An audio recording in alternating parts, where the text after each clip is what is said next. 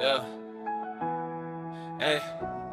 En voi olla nistu jumalauta kun mun haaveena pienestä asti tehdä musaa, mut lopetin, kaverit sano, että olin tosi lähellä uran huippua. Mut tunsin, et jotain mut puuttuu, huokasin Otin oluen käteen ja aloin taas rustaa uutta musaa. Kyynän terä meni poikki monta kertaa ja revin paperin palasiksi. Siinä sit aloin muistella toisioita lapsuudesta. Sit päätin hakea terrottimen uudestaan tekstin. Rustasin mä kesällä puoliksi, asuin Raahessa eksän luona toisessa kodissa. Nyt en sinne jalallani halu enää astua, tunne menneisyydestä kipua ja kaiputa. En jaksa pysyä paikallaan, pakko tehdä jotain muuta, että saan ajatuksen kulkemaan. Halun tehdä musaa, tarvin vaan bändin, että voin toteuttaa mun elämääni. Haaveja putsaan iltaisin mun käsistä, menneisyyden arpi poltettu ja siltoja takana. En halu taaksepäin katsoa, enkä saa happea kun mietin sitä kaikkea. Nykyään olo on haikea, teen musan mun elämästä. Väritöntä taidetta, olen lapsena melko villi kakara, kiusasin kaikkia ja hengasin tyttöporukas ja sain katseita. En tiedä oliks mus jotain vikana,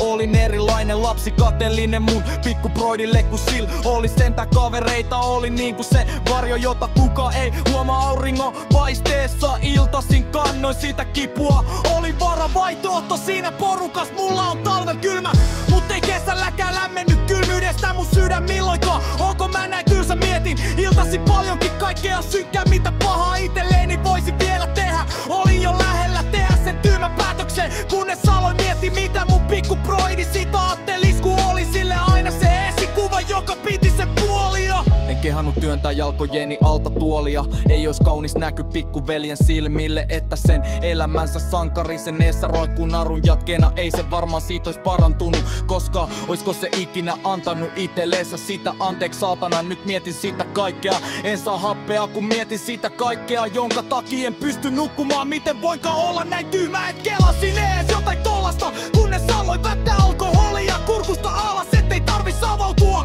mun ongelmista. Kaiken siihen hukutin, kasasin sen vanhan paperin, minkä oli repinyt palasiksi, ja nyt on piinannut pää yläpuoli. Mä en läpi asioida, nää on mun pään sisäisiä tarinoita, mitä ei oo väritetty ulkomaailmaa. Nyt en saa henkeä kun mietin sitä kaikkea, mut en voi lannistua. Anteeksi veli pieni ihan vitusti, et osasinkin näin pahasti sua satuttaa. En oo saanut tätä aihet puheeksi koskaan, vaiks monta kertaa pitänyt mut kaiken sisällä vaan itänyt. Oot auttanut mua monessa tilanteessa, kun mul oli vaikeeta. Kiitti kun kuuntelit mua joka kerta ja pääsin sulle avautuu. Mut tää on ehkä näin vaan parempi, mut toivon sulle kaunit päivi. Ja valo ei vaan koskaan paistanut kasvoille sankari, ja ei matosta saanut puistettu näit verisiä taroja, ja ei mikään korjaa näin tarpia, eikä pysty elää niiden kanssa taika.